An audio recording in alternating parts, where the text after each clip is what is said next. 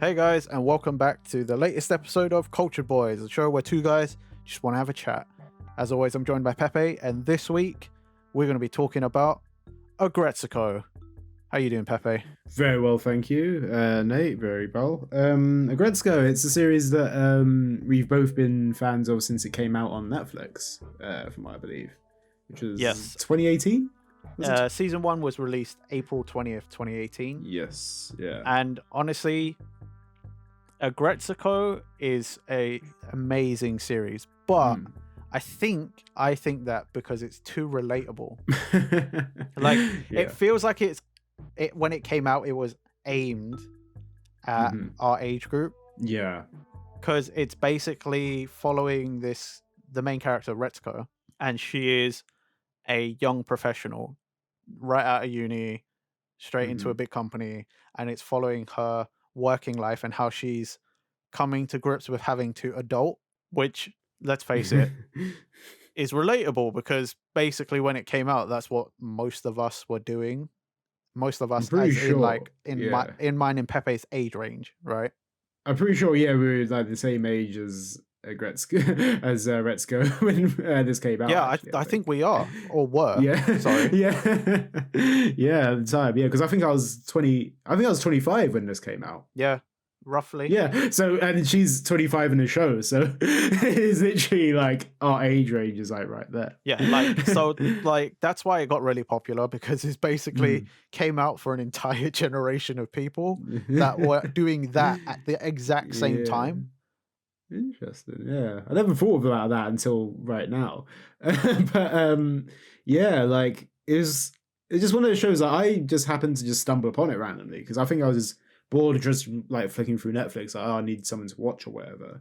And I was like, oh, this looks quite quirky or whatever. It looks funny. I'll put it on. And I was like, oh wow, this is like 15-minute episodes or whatever. Yeah. Easy to watch. Like, and yeah, I think I've just loved it ever since, really. See, I found it because someone told me about, like, they were like, oh, have you heard there's this weird new Sanrio character? Oh yeah. As a red panda, and it does death metal or something. I'm like, what? That's Sanrio. Like, I was like, is this, we're talking about Sanrio, right? The same as Hello Kitty? And they're like, yeah. And then I went and did some research, and I was like, wow, this character is kind of cool. It started out as like shorts or something. Like, there was a bunch of animated shorts, and those got really, really popular. That's why Netflix picked it up. Did you ever watch any of those, or like, have you ever tried to watch any of them? I think I did, but basically they took a lot of the shorts and worked it into being season 1. Oh, okay, fair. Because I've never seen them, so. Because I think before, because they were shorts, isn't it? So they used to just be like one-offs or something. Yeah. I think they turned it into a story for season 1 and then reanimated and then put it out. Okay, fair. But the reason we're talking about Aggretsuko isn't just to talk about the series. It is because season 4 came out in December of last year, December 16th, 2021. And that is why we're doing the episode now. We've given you what we feel like is enough time to have gone and seen it if you like it. And if you haven't, then you can take our recommendation. Yeah. Also, by the way, because we're going to be talking about the whole series in general a little bit, there are going to be spoilers in this as well. So if you haven't seen the whole series, probably best to watch that first. Yeah, and then go maybe come back to this. Watch it and then come back. Yeah. You've been warned. Yeah. So yeah, spoilers ahead. There we go. But yeah, how do we want to jump into this, Nathan? Do we want to because we both rewatched the whole series recently. Because I watched season 4 when it came out in December. Or maybe start of January, 1 or 2. And then I was just like, oh, I kind of just want to rewatch the whole series again. So I watched season 4 and then went back and watched 1 to 3. I don't know how you did it. So basically every time a new season of Aggretsuko comes out, because it's animated, so it's a few years in between or whatever, right? Or like a year or two. So I always basically, because like you said, they're short. They're not super long. They're like 15, 20 minutes, right? I basically just go and watch from season 1 all the way to the newest season, to the end of the newest season. That's the way I've always done it, because it is still a really good series that I enjoy. And I think about it a lot because, again, it's relatable to me. And I personally watched from season 1 to 4 basically over the last week. It took me about 3 to 4 days. Yeah, that sounds about right. Because I think I ended up watching the whole series in the space of like a couple. Not the whole series, sorry. Series 1 to 3 in the space of a couple days. I think. Yeah, like, it doesn't Yeah, take like a couple super evenings. Yeah, long, no. but it's still such an enjoyable, like, watch. I guess because we Mm. already started with, like, the release date of season 1 and stuff, we should just probably go from the start. Yeah, for sure. Like, so I think like the fun thing about season 1 as well is that like with the later seasons, there's a story that goes on throughout the whole season. You know what I Yeah, mean? Whereas season 1 keeps it very simplistic in a way. Like, it keeps it like, hey, here's like a couple one-off episodes every now and then. Here's like Retsuko getting like mad at a certain thing, yeah. and then there's a story kind of comes into it towards the end of the season. It's very much like an establishing thing, like Yeah, definitely. You can tell the difference between that and like season 4. oh, Like, yeah, I mean, definitely. like, Yeah. even season 2 is, like, a little Mhm. more, like, fleshed out, a little more written than season 1 in that sense. Yeah.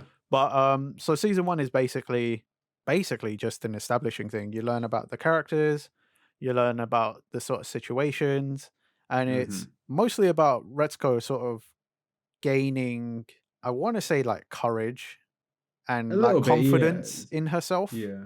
And then sort of like just certain things that like Tone, her boss, does, and it's like aggravating. Or like sort of everyday issues, like she walks into a shop or something, Yeah. and like the customer assistant's just like, "Hey, need a hand with this?" And she's like, "No, no, it's fine." He's like, "Okay, give me a call if you need anything." And then literally she comes back like a second later and says, "Hey, do you need anything with this? We've got a sale on here." And then like she's like, "Just leave me alone," like in the like whole like death metal voice sort of way. Yeah, I mean, again, It's it's like the whole point of season 1 is, like, Retsuko needs to find the confidence in herself to mm, just say what she thinks, yeah, which exactly. for a lot of people, they can relate, but it's also because Hmm. this whole series is set in Japan. So even though it's like Hmm. animal characters, like personified animals, it's still supposed to be like a facsimile of Japan. They don't Mm. change the names, they even say Japan. So like it's supposed to be for quite a Japanese mindset, but season 1 was great, especially just cuz like people discovering her like death metal Yeah. screams and whatever, like her going to yoga and us meeting one of the best characters. Because I don't know about Yeah. you. Did you watch it dubbed or subbed? I've always watched it dubbed. I've never watched Yeah, the sub same. I've before. never watched the Yeah. sub. But either way, I did learn that regardless, Japanese, English, whatever, the yoga instructor only ever says protein. It doesn't matter what language it is, it's always just Yeah. protein, Protein. protein. Yeah.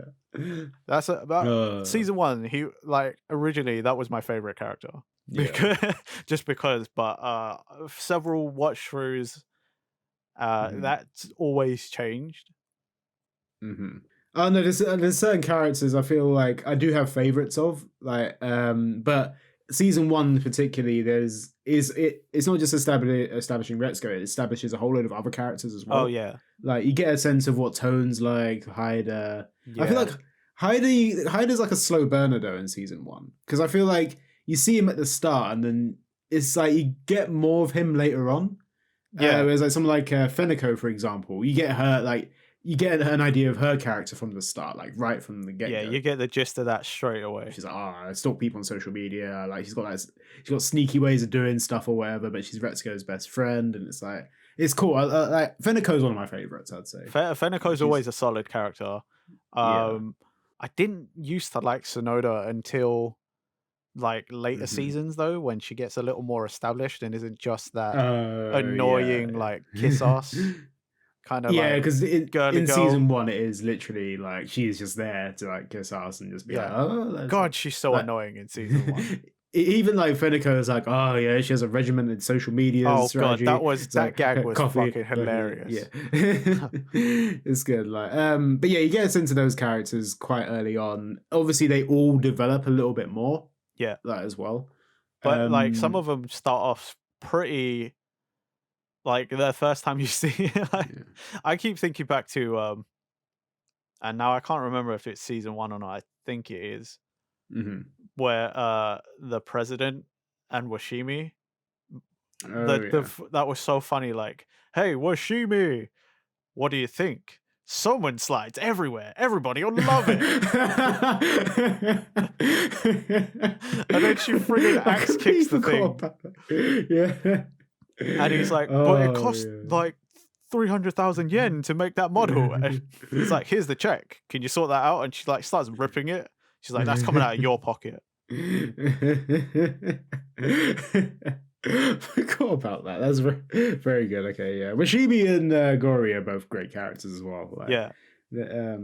sort of like it's good to like, I don't know, just like from a whole different perspective as well. Like, it's good to see like those sort of like female empowerment sort of thing with those characters. Like, it's And good to that's the like see perfect way that. to Yeah. describe them because that's literally what they're meant to be. They're two very strong women, but at the same time, when they interact, they're like a typical Mm. sort of like comedy duo, you know? Yeah. Like Washimi's the straight man and Gori's like the goofball. Yeah, it's they're good characters, they're really good characters. Like, they're established really well, developed really well, and like I think you can say that for a lot of the characters in the show. I feel Oh like they yeah. get really good development, like which is really surprising. You think of a series like this, especially like a season one, where there's just like little one-off gags here, like one-off episodes here and there. Like so much good character development in this. It's like it's It is, surprising. It but is. at the same time, it doesn't always go to every character. Like, No, but that's yeah, because some granted, characters don't need it. Like, yeah, Subone, the Tsuchinoko, yeah. she's just a typical like, I've worked here, I have seniority over you. You have to Yeah. listen to what I say. That's it.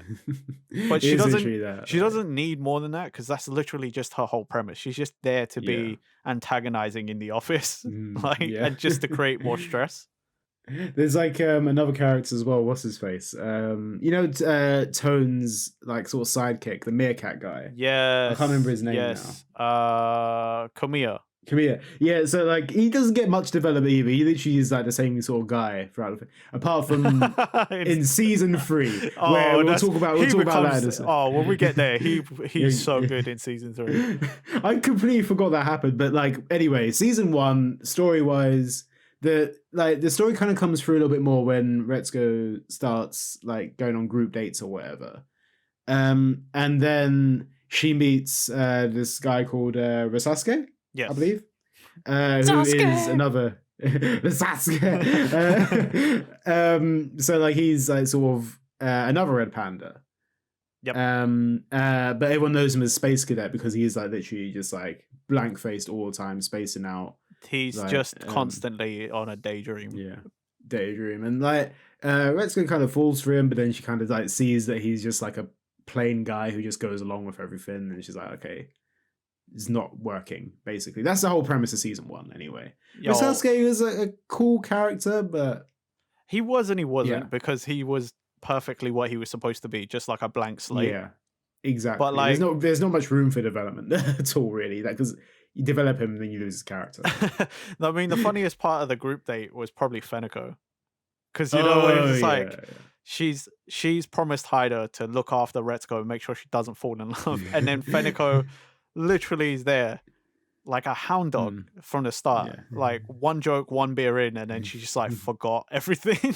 Yeah, and then she's like, oh no, Retsuko's on her phone this whole time, but secretly like she's just texting Risasuke the whole time. Basically, Yeah. that's how they communicate on the date, which is it's quite cute. It's like it's a nice little moment there. But as I say, Risasuke never comes back after season 1 because you can't develop him. You can't. Yeah. Because you develop that character and it doesn't become that character anymore. Yeah, he's played his part. He's got nothing else. Yeah, is it? But that kind of bleeds into season 2 a little bit. Yes. Because season 2 is where Retsuko is really trying to like look for love, or her mum comes in and starts pushing that sort of like, oh, you need to find someone before you get too old or whatever. Yeah, it's that weird Japanese/Asian thought process that beyond a certain age you're no good anymore, and it would be hard to marry you off. Like you need to be married before. I think it is actually 25. Is actually. Yeah, I think so. I read that somewhere. But season 2 came out in June 14th, 2019. So about a year and a bit later. Yeah. And like Pepe said, it's basically Retsuko trying to find love, her mom trying to force her into arranged marriage or whatever, Hmm. like matchmaking. Yeah. But that in itself is pretty funny because her mom is really relentless. Yeah, like they get the whole mum character down really well. They're like, oh look, I like this person, oh this person. Like, but she's also like photoshopping images of Oh these yeah, people as well. that running gag's also pretty funny. Like obviously Yeah, as the viewer you can't tell, yeah, but eventually it just gets to a point where she's like, Mm. I could see where you shopped it. I'm Yeah. just touching it up a little bit. But then there's like this is where Aggretsuko kind of gets its full kind of arc in a way, Yes, where it's a running story from episode 1 till the last episode of the season. pretty much. Yeah. Um, Granted, though, like the first half of that season is Retsuko going on dates or trying to find love in places, but not really getting anywhere with it until she starts driving school. The thing is, like, the first half is pretty like it's kind of funny, because you got all the gags from Hmm. the situations of going on dates and stuff. But it's Yeah. for me in season 2 when they get to the driving school part, that's where it starts to like drag a bit. Is it? Okay. I I mean, I feel like it takes time getting into it, granted. But like it's kind of like that's how it kind of sets up for the whole oh, I can't remember his name now. Tadano. Tadano thing, because basically like she meets Tadano in driving school, and like he's literally in it for like when he's first established, he's in it for like about 30 seconds in the episode or something. Yeah. And then you don't see him again for like an episode or two, and then like he slowly becomes this character that sort of Retsuko like gets interested in, and she's like, oh, like he flunks out of driving school, but she passes. But then she's like, oh, it's a shame I don't get to see him again. But that kind of bleeds into the later half of the Yeah. season. Well, like, towards the end. it is also because, he's important and he Yeah. does slowly become more important as time goes on. He also gets established because when you see him in the driving school, he just looks like some regular dude who's a bit of a slacker. Yeah. He doesn't look Mhm. like he's got much going on except for Mhm. driving school. Yeah. But you And don't. he literally like they literally establish, oh, he doesn't have a job either. That's like literally when Retsuko's talking to the receptionist, like, so, oh, do you know much about Tadano at all? And she's like, oh, I just hear that he doesn't have a job. And like, Yeah. and this guy like comes across as if like he's just like this dude that's just hanging around. So you get like a sort of an impression of him like, oh, he's just like a guy that's like just dossing about, really. I mean, Not but doing he also much. gives off that vibe because, like, when he talks, he's just so like laid back and carefree. The way he's dressed, you're Yeah. like, yeah, he looks like any old like 20-something-year-old off the street. Yeah. Because he's got like jeans and a hoodie and maybe like another jacket on top or something. You know what I mean? Like he literally looks like any dude from off the street. But like then you find out basically that he's actually this CEO type Yeah. who's like got like a whole like sort of computer background, and like he could like He's design shit, basically like, all that sort of stuff. a Silicon Valley like wunderkind. Like he's Yeah. created this amazing AI Enyo that can basically do almost anything and has machine learning, and he's built it into a car and he seemingly lives out of the car. Yeah, like his whole life's in that car, so he goes from meeting to meeting from this car, like, and that's why like he tries to go driving school, but then like he flunks out. But Enio's just there to drive him anywhere anyway. Yeah. So, but there, him and Retsuko basically start dating, and then like he takes her to like was it Hokkaido and stuff, like Yeah. for like soba noodles and stuff like that. For miso ramen. Miso ramen, even, yeah. But then like it's sort of like I don't know how I feel about it, because obviously throughout this whole season as well, Haida's obviously still there and he still loves Retsuko, but like obviously you feel sorry for him in some point because he always has that thing in it where like he falls over in the rain and catches a cold or something. That's the gag in season 1, isn't it? Yeah. Like, he finds out that Retsuko is with Sasuke, and then he like sort of goes on a like mini drinking spree. Yeah, and he goes gets on a cold bender and then yeah. falls over in the rain, catches pneumonia, but like that was the gag for that episode, was him and a bunch of other people out. That's when you hear Kabai is out as well because of espionage, and she called from her cell, and you're like, what? Where does that even come from? I totally forgot about the whole season 2 thing. This is season 2, right? Is where Anai comes in, Yes. Oh right? my god, Anai I can't believe I was completely forgot about this. This is like the first half of Anai season 2, is right? such a good character as well. I hated him at the start, but you're kind of Oh, supposed to. yeah, it's so unassuming because obviously he's like the new guy, and is in the office, and it's still this plays off a lot of season 1 Aggretsuko a little bit because this is the first half of the season, right? And I is like they're like, oh, I need to learn or whatever, and then Retsuko tries to correct him on stuff, and then he's like, oh, okay, fair enough, I'll come back and talk about it later. Yeah. And then he sends her an email. And he communicates solely through emails, and he's really confrontational for him. It's basically he like confrontational in real life. it basically details everything. It becomes very detailed and very like business-like, but at the same time, it's very antagonistic. It's like on November 20th at 9 a.m., you said, and I quote, blah blah blah blah blah. This has threatened me, and this has affected my mental health, and is not a good look. Please respond in written form. Yeah, and then she tries to confront him about it in real life, and then he's like he runs away really quickly, and then responds to it in email saying, "Please respond in written form." And meanwhile, you see him like writing the email, literally having a breakdown. That face though, like the whited out eyes that are bulging, like the fucking like teeth, like it's just it's so good. He's just one of those characters, like in season 2, he is absolutely hilarious because he's putting Retsuko in these positions, right? And then I think Haida kind of calls him out on it as well. And he's like, oh, I'm sure Anai is really fine because him and Anai actually get on like relatively well. And then he questions Anai about it. Yeah. And then he starts emailing Haida as well. And then it just becomes this massive thing. Well, because it's like they go to the coffee, they go get coffee from a vending machine. He's like, do you think it's cool leaving it all to Retsuko? Because I don't. Yeah.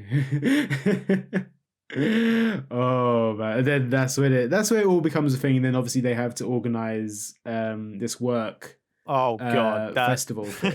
Yeah, that in itself had some great gags because it's like Gory in the marketing department being like, yes, we've got the perfect thing, yakisoba, and like she's keeping it secret from everyone, like, oh my god, this is the best thing, using it, and then like about 4 other departments are doing this, like will she be like, she's like, I'm not telling you, you guys are gonna have to wait, we're gonna win. And then Washimi is like to Retsuko, so what is your department doing? We're just doing yakisoba. It's like great, again, it's like sort of that great like Washimi like Gory kind of thing going on.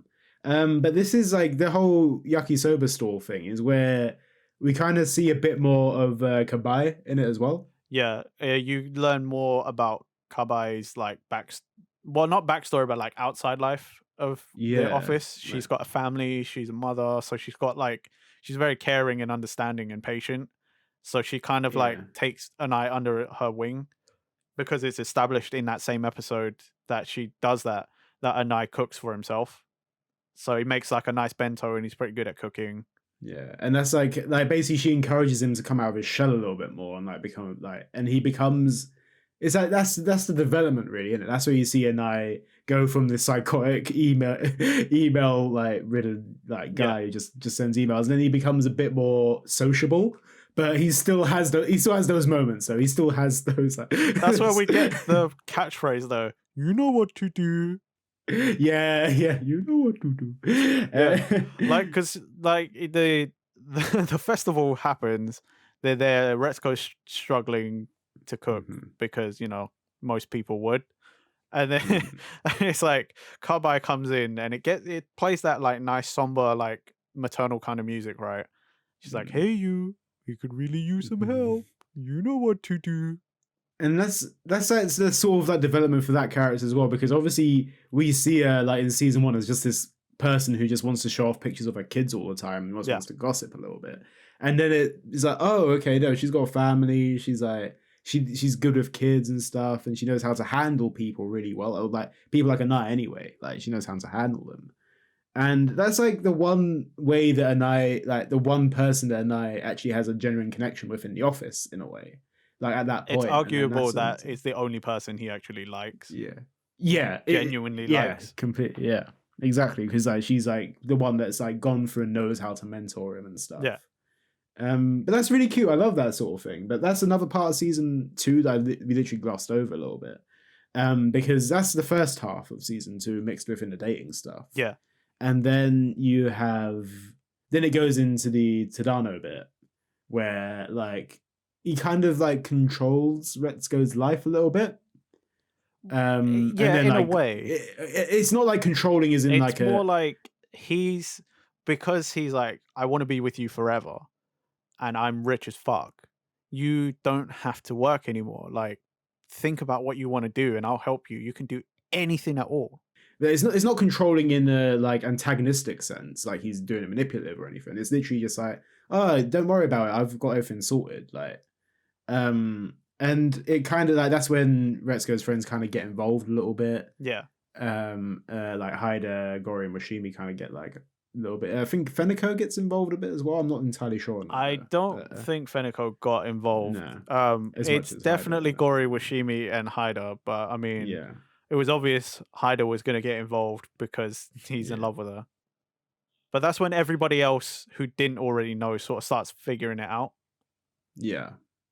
It's because then it becomes public knowledge as well, like because obviously Tadano is a celebrity in this like massive like big corporate figure, like as in GQS kind of guy. But then it becomes public knowledge, and he's like, oh, you should stay away from work. That's why she tells us to stay away from work, because he doesn't want her to be in the public eye as much. You can quit and do whatever you want, or not do anything. We'll just be together forever. I'm rich as fuck. Be whatever. How did like they get out of it in the end? Like how, because obviously the relationship ends, and that's it is just basically that. Like it just ends. The relationship ends because she's like, I want to get married and have kids, and Tadano's like, marriage is just a false concept that we've created. We don't have to get married. We can just be together forever. Why do you need this paper? And why do you need to have kids? Sort of but she's like, that's what I want. And he's like, but that doesn't line up with my life. Yeah. And that that's basically what you see at the end of season 2 is this like sort of a little bit more of a somber ending in a way. Because even though like she's broken up with him, like she's still kind of gutted about it as well. You see Washimi and Gori like comforting her with that. I mean, but you would though, because like, you know, that was her first like proper relationship, you know what I mean? Like or like one that she picked herself. So it had like a big impact. But it was very well written in that sense, because you did feel for her and you did sort of like worry about what would happen, because she was figuring out what she really wanted in life, and that's what she really wants. But Tadano is like, nah, that's not what I want, but let's just be together. Like, why do you need the paper or the whatever? Why do you need the formality?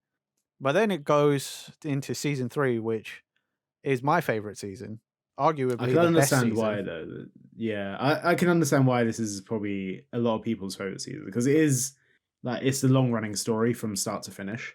Pretty much, things carry over from season to season. Yeah, like season 2 had like 2 sort of story arcs going on at the same time, which is the Anai thing and the Tadano thing. But this one feels like it's like one long running single thing. Yeah, well, that's because it's like after all of that in season 2, like it being about Retsuko interacting with other characters, it comes back to being about her. Yeah. Because in season 3, she's already got a license, but now she's struggling because because of the Tadano thing, she got into a VR game that's full of microtransactions. Virtual boyfriend or something. Yeah. What? Oh yeah, it's because I always remember now, because that guy who works at the store, you know that scene where she's trading it in later in the season, and he's like, I haven't heard of Heartthrob Virtual Boyfriend. Yeah.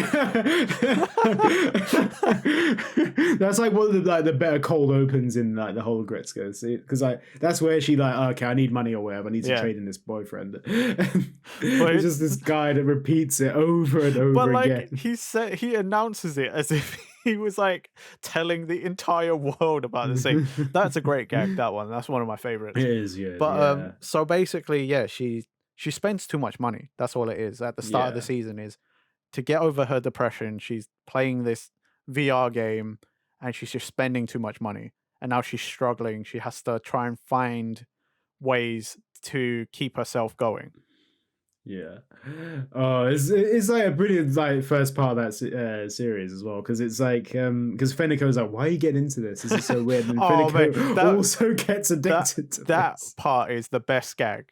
You know when Fenico Yeah. puts it on, like, oh okay, what's this about? Hey, look at me, I'm a nerd. Yeah. Oh my god, sexy unicorn. That Oh, whole it scene is so good. it's so good. But basically, yeah, because Retsuko spends all her money on this, like she gets, she's eating bread crusts at the end of the day. And she's like, oh, like I can't afford anything. Like she Eating bread borrows crust money and from. stealing, well, not stealing, but she's eating all of the omiyage, as they call it in Japan, like souvenirs from somebody's trip. You're Oh normally yeah, supposed to get something for the office, but it's like one yeah. each.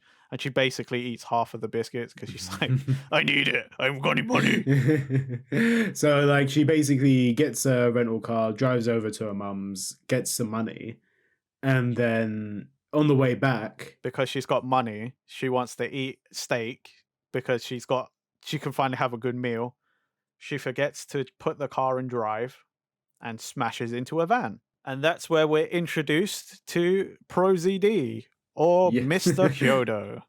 Oh yeah, like he's a good character. This is the good establishing bit because Hyodo is basically he runs like or he's a manager of OTM girls. Yes, the OTM girls, Otamachi girls. Yeah, and to basically pay him to pay him back, Retsuko starts working for him as his accountant, but also like is sort of like a PA as well in a little bit. So she ends up like getting drinks for the OTM girls or whatever, getting snacks, etc. Also doing their finances and stuff. Yeah. And she was only half-heartedly doing it at first because she was just like, I need to pay this guy back. And then she starts enjoying it, talks to people like, well, I say people, it's mostly Washimi. They don't tell Gori because Gori's got her own thing going on. This is the Yeah. season where Gori establishes that she's trying to make this dating app. Yes. And then, so basically it's Retsuko trying to figure out what she wants to do because she's tired from doing her day job and this side gig. But this side gig is like kind of enticing and it's sort of like gonna take her places if she put her all in, but she doesn't Yeah. want to, essentially. This is where like basically is it Washimi that gives her that speech, just like, oh, just make it your own or something. And Yeah, then I think so. basically, yeah, and that's when she actually starts putting like thought into it. And then she also has this side gig, like it's also that little side project that she has. Oh yeah, the Where YouTube channel. the YouTube channel where she starts doing that or whatever, like She teaches the doing deaf screamo. voice. The deaf voice, exactly, the deaf voice. I So do it, but does I that. shred my vocal cords and can't finish the recording. Don't So. think either of us. But then like she goes to karaoke again to record another video. And that's where Oh, yeah. Hyodo discovers that she has the deaf voice. But and that shot though of him staring through the window is like the funniest but creepiest stalker face ever. Like, it's because he's like a leopard as well. He's like staring through, like, and he's like, "Oh my god, this is the discovery," and this is how Retsuko kind of gets involved in the idol thing. yeah, And that's how she gets involved in that, and she becomes an idol. Basically, long story short, I'm not going to do a whole recap because I think it's just going to take loads of time. Like, obviously, she's still going through. At the same time, she's still going through money troubles a little bit. So she Washimi gives her money. Yeah, Washimi also gives her a little loan as well, doesn't she? yeah. I think that's before she takes it seriously Yeah, because she turns around and she's like, "Can I just take what I need for food? I'm not taking all of it. I Mm-hmm. will pay you back." Yeah. But it's thanks to her efforts that they start getting paid because she's like turning things around. She's actually being an accountant, but she's also now the main selling point. Yeah, That they get really famous. Mm-hmm. Or gaining fame. I wouldn't say really famous. No, But but like they go from like minuscule like sort of like, oh, this is like band that like do underground gigs or whatever. But So like Retsuko transforms the like Twitter page and everything. She puts it all into it. They like make the merchandise like the best they can. it's not just Retsuko though. They get famous because of what we said before. From Komiya or Chief Idol. It turns out this guy, Tone's like yes man, who's also been antagonizing her this whole time, is just really into idols, and he's got a blog about idol culture, and he came to see one of their shows, which happened to be Retsuko's first show or something, and he wrote about them. And at a handshake event, oh mate, oh my god! I completely forgot about this character until like, I rewatched like season 3, and then like I remember it's the handshake event, isn't it? Like oh yeah, if you sell a CD, you get like a 3-second handshake ticket basically, and like one of her first handshake tickets that she had, Retsuko has to do. And then you just hear this voice like, "Oh, I'm a big fan. I'm the one that posted about you." Like all this sort of stuff. I'm Chief Idol. You like you hear the voice, and you're like, "I've heard this voice." Like as a viewer, you're like, "I heard this voice before." Where and have I they're heard doing this? these like weird shots where you sort of see like a color, and you're like, "I've seen that somewhere." But then you find out it's Komiya. You're like, "Oh my god, what the fuck?" It's a hilarious moment. It is really good. I mean, what comes after that is the best. When he's in the office and he's like, I haven't told anybody, but he's been taking pictures of her the whole time. Exactly, yeah, like taking pictures of her around the office and stuff, and it's like, oh my god. And it's like, oh no, I haven't put on like anywhere. Like he's just taking his own personal pictures, which is also just like, what the fuck. But then basically it sort of gets out a little bit. Yeah. Like, sort of obviously because she's becoming so famous or whatever, like there's more fans, and then it becomes, this is where like sort of I think the big story point is for me anyway. This is like what makes the series that much better, is that there's this crazy obsessed fan that comes in. It's basically shining a light on the idol culture in Japan, because there are people who are like this.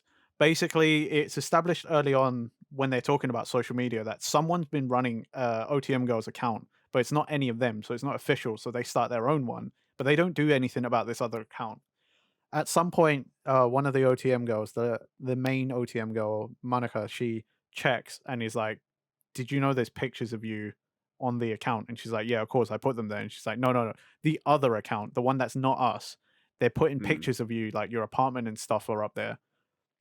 And this is where they shine a spotlight on like the creepier side of the internet and like fan culture, which I think is important as well. Like they don't shy away from things in this series either. I think that's what kind of makes, like, again, it touches on like the realism of like Retsuko as well. Even though it's all this is cartoon, they have like all these like sort of like little animal creatures like going about their lives or whatever. But it's with a sense of realism at the end of the day. Yeah, and that's this is tying back into that realism a little bit, and it like you said, that's why it is important. And then it just shows off how crazy obsessed fan culture can be, because this person that's been stalking Retsuko, taking pictures of her, putting on like doxing her basically. He's been doxing her because he thinks that she ruined the band. But he goes, this is where it's first revealed though, is another handshake event where this guy has like about, what was it, 100 tickets or something, which means that like he has to shake a hand for like, what was it, like it ends up being like 3 minutes 30 or something like that, where he just spews out all the stuff you would see on like a Twitter page, where he basically pours his heart out, but it's all just toxic trash. It's like hurtful stuff. Like if someone like said this to you, you'd be like, shit me, that's like harmful stuff. Like if like you were verbal abuse, if he said that to a normal person, you would totally expect this person to just turn around and smash the guy in the face. You know what I mean? Like there would be no other course of action, you know, like but it's also important to note we did go over the B-side story. Yes. Which is Haida and a new character, Inui. I've got. Well, this is the whole thing. Yeah, exactly. Because meanwhile, Retsuko's like developing her thing. Like, whilst Retsuko's doing all of the OTM girl stuff, Haida is still trying to figure out if it's worth it for him to keep chasing after Retsuko, or if he should go for this new girl who likes him and has the same interests as him, and he could have a good life with her, but Yeah. he's still pining over a girl who doesn't even notice him that way. Mm. But this But girl, like Inui, like basically seems perfect for him at the end of the day. Like she likes the same music as him, like collects records. At this point, you're like obviously like the whole series, right? You kind of like shipping Retsuko and Haida a little bit. You kind of like get that sort of vibe. A lot of people do.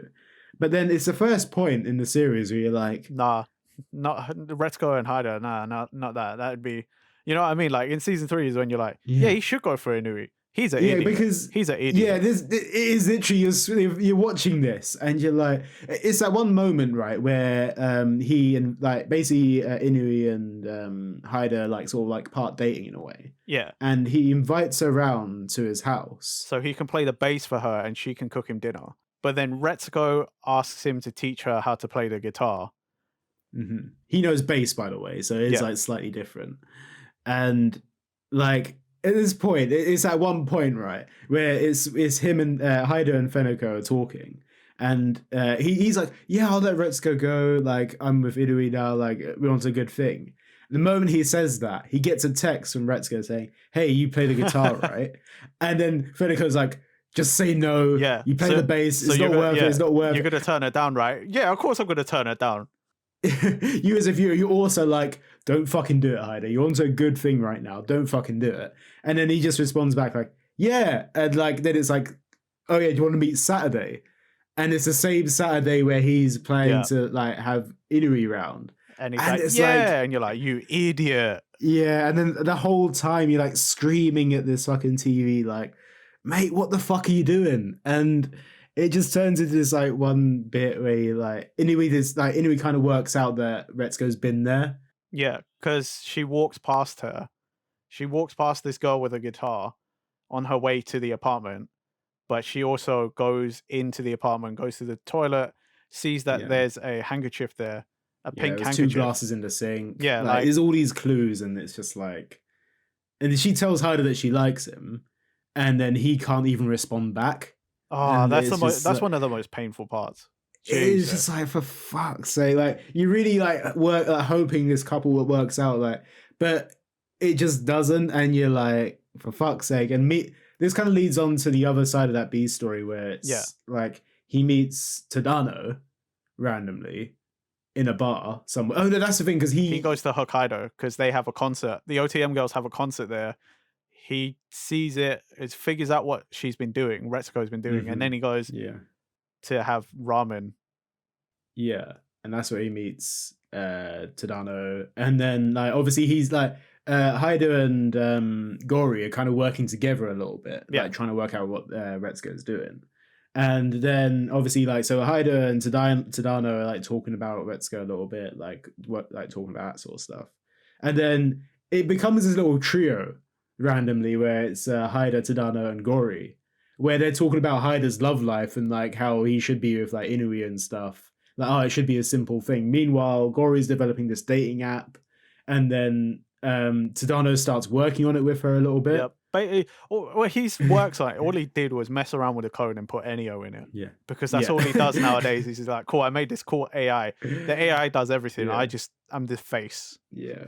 But like there's a little trio going on. And like they're like it's a mix of like talking about Haida's love life, talking about Retsuko, and developing this fucking app. Yeah. And it's like it becomes a whole sort of thing. Meanwhile, Retsuko's like traveling, she still wants to go to work and stuff.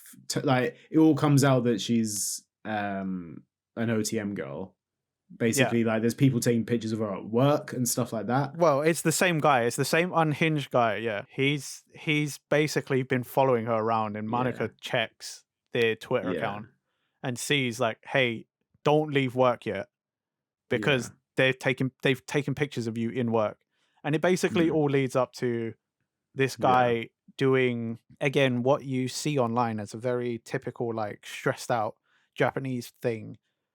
He buys a box cutter and tries to attack her, but Haida's there to save her life. He gets hurt in the process, not badly, but like he gets hurt. Inui comes over and basically is like, yeah, look, I get it. You're still after her. See you later. Yeah. And And this again, you're like, no, for fuck's sake, it's one of those ones. Like it's sad, but like obviously you know that Hyder's absolutely like head over heels in love with Retsuko, and it's like yeah, okay, it's a thing. Then it all kind of leads into Retsuko kind of leaving the group a little bit after one last gig, like was it oh, Rock Stock or something like yeah, that? Like Rockstock. But Camille in yeah, that was great too. Why yeah, would it's like she oh my quit god, and yeah, work her yeah, endless 9 to 5 accounting job? And it's like, dude, you yeah. work there and you're with the boss.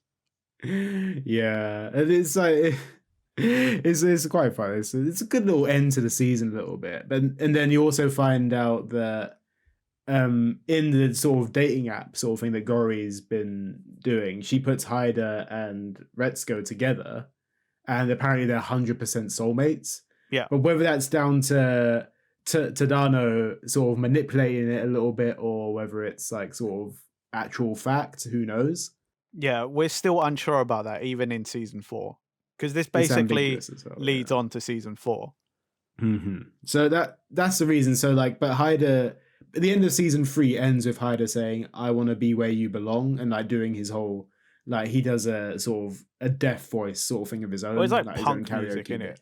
Like, Yeah, because it's shown he's like into punk music. yeah. But like that's the sort of thing. So you find out basically like he basically confesses to Retsuko that I basically like you, and like that's where it leaves off a little bit. So Yeah. this is where we go into season 4 now.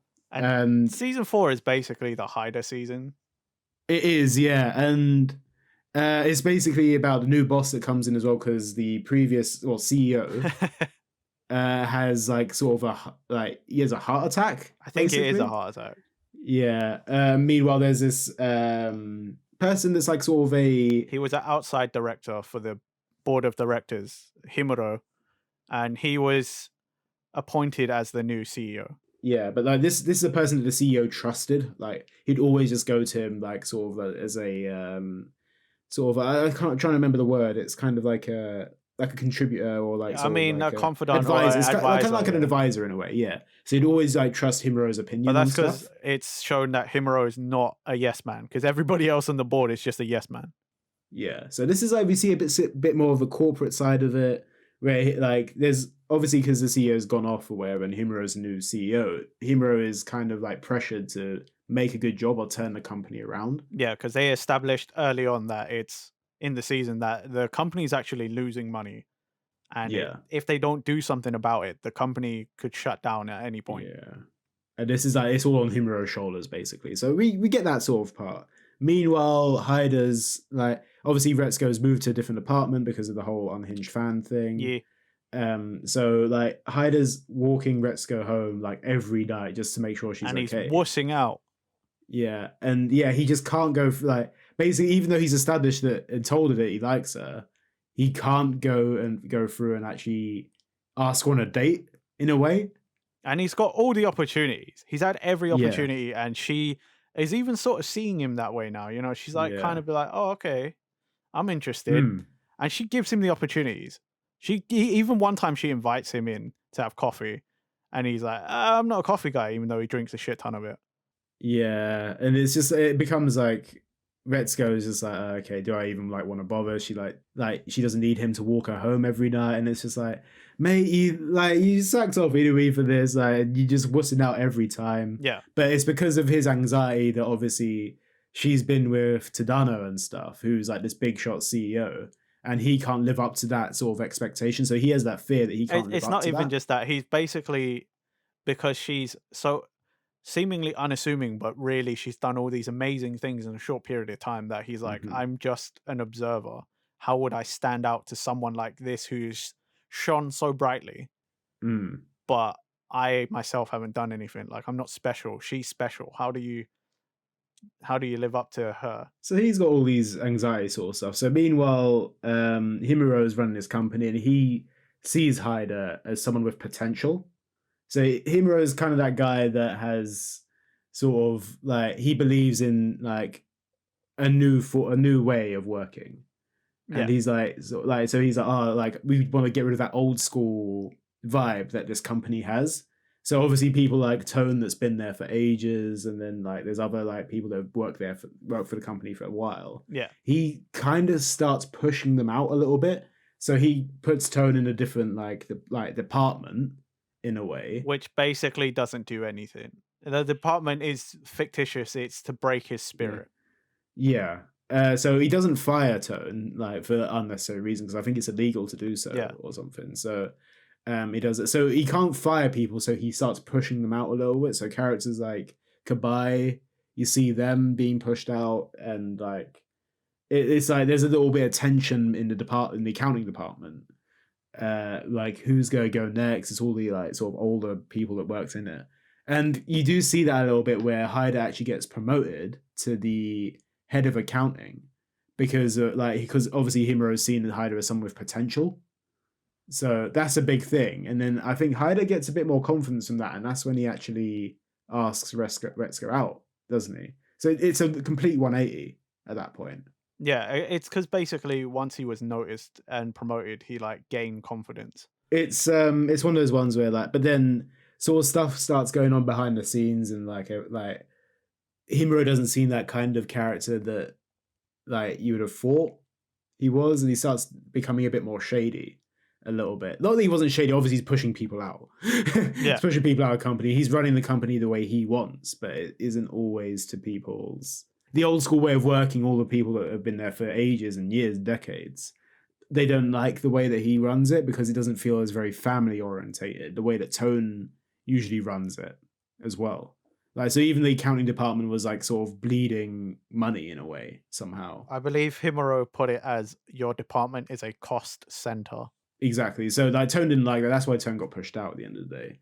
And so it all becomes a little bit like sneaky. Like Himuro starts asking Haida to do stuff like that isn't above board. Like so like Haida gets his own office with security keys and stuff, and it's like it's all a bit shady basically.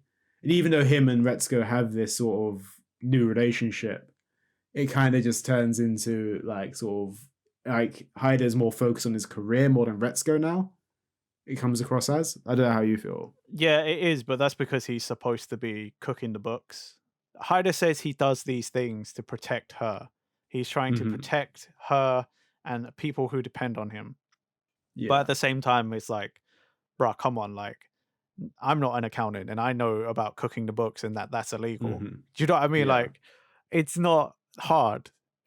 You might have your reasons, but whatever it is, it's illegal either way. You know what I mean? Like, so it becomes one of those things. Meanwhile, there's this other B story where like Retsuko is working with Tone and Tadano as well on this other separate thing. Yeah, well, it was originally because Tone quit, and then she was begged by Tone's daughters to help him out. Yeah, and the only way she could do that was because Tadano pointed out that your YouTube channel has been blowing up, and you have your own way of helping him. So she hires him, and then it's discovered like they have suspicions that, you know, because Retsuko goes in to get a humidifier for Tone from the office, the old office, and she looks and she's like, these numbers are different than what I gave Haida. Yeah. So then she suspects he's cooking the books or doing something he shouldn't be, and she wants to save him before he can get in trouble. And then it turns into a whole like spy thing. And she basically recruits everyone, Tone, his entire family, Kabai, because of the espionage from season 1. Yeah. Also, like, Kabai's been pushed out of the company, and Anui, Anai, sorry, has been like sort of angry about it. There's great Anai points as well. It's good callback to the Anai Kabai. Well, like all of that is just callbacks because again, like Kabai and espionage, that was a throwaway gag from season 1.